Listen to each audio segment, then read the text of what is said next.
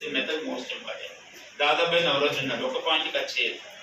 గోపాలకృష్ణ గోకులు ఉన్నారు, ఒక పాయింట్ కూడా కట్ చేయగలరు. బద్రుద్దీన్ చార్జీ ఉన్నారు, రెండే పాయింట్స్ క్లోజ్ చేసుకోవచ్చు. మరి యాక్చువల్గా ఒకటి బాంబే ప్రెసిడెంట్స్ అసోసియేషన్ ముగ్గురు స్టార్ట్ చేస్తే అందులో వాళ్ళు ఒకటి, ఇది ఒకటి ఒక పాయింట్. బద్రుద్దీన్ చార్జీ ఇంకా మోస్ట్ ఇంపార్టెంట్ అంటే ఫస్ట్ ముస్లిం ప్రెసిడెంట్ గా పనిచేశారు, ఇది చదివి అది ఏంటి. నెక్స్ట్ ఉమేష్ చంద్ర బెనర్జీలో ఇంగ్లాండ్ ఎన్నికల్లో పాల్గొని గెలిచిన వాడు కాదు, ఓడిపోయిన కోసం ఎలెక్ట్ చేయండి. ఓకేనా. ఉమేష్ చంద్ర యొక్క జీవిత చరిత్రని వెడన్ బర్న్ రాశారు. రెండు తప్ప ఇంకేం చదవకండి, చదివే మెథడ్ మార్చుకోవాలి. మనం చదివేటప్పుడు కొన్ని ఏరియాస్ కట్ చేసుకొని చేయండి. గోపాలకృష్ణ ఒకళ్ళు ఏ ఒక్కలైనా మధ్య మధ్య ఉంటుంది.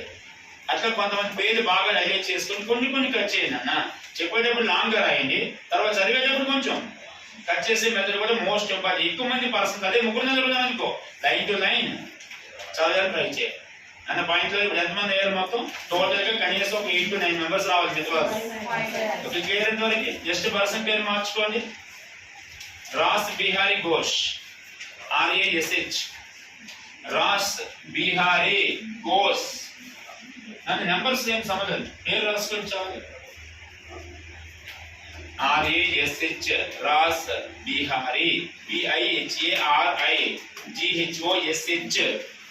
రాస్ బిహారీ ఘోష్. హెడ్డింగ్ రాసి వదిలేసేది ఫస్ట్. మీకు తెలిసిన పాయింట్ ఏదైనా తెలుసా రాస్ బిహారీ ఘోష్కి? మీకు నచ్చిన ఆన్సర్ చెప్పొచ్చు. రాస్ బిహారీ ఘోష్లో ఏదైనా ఒక పాయింట్ సరే ఇంకో చెప్పి ఇంకిస్తున్నాం. ఐఎన్సీకి ఎన్నిసార్లు ఎలక్షన్ జరుగుతాయి? ఓకే, ఇది క్లియర్ కదా. ఓకే, ఫస్ట్ టైం లాలా లజపత్ రాయ్, రాస్ బిహారీ ఘోష్. రెండోసారి సుభాష్ చంద్రబోస్, పటాభి సీతారాం. చెప్పండి, రాస్ బిహారీ ఘోష్ ఏ సమావేశం అధ్యక్షుడు? ఐఎన్సీ ఏ సమావేశం అధ్యక్షుడు? 1907. 1907 ఎక్కడ జరుగుతుంది? సూరత్. అందులో ఐఎన్సీ 2 భాగాలుగా వెళ్ళిపోవాలి. ఎక్స్ట్రీమిస్ట్ అండ్ ఇది జరిగితే ఓడిపోయిన క్యాండిడేట్ ఎవరు? మోస్ట్ ఇంపార్టెంట్ క్వశ్చన్ అన్న. ఏ సంవత్సరంలో ప్రెసిడెంట్ అవుతాడు? అసలు ఈ క్వశ్చన్ హైలైట్ చేసుకో.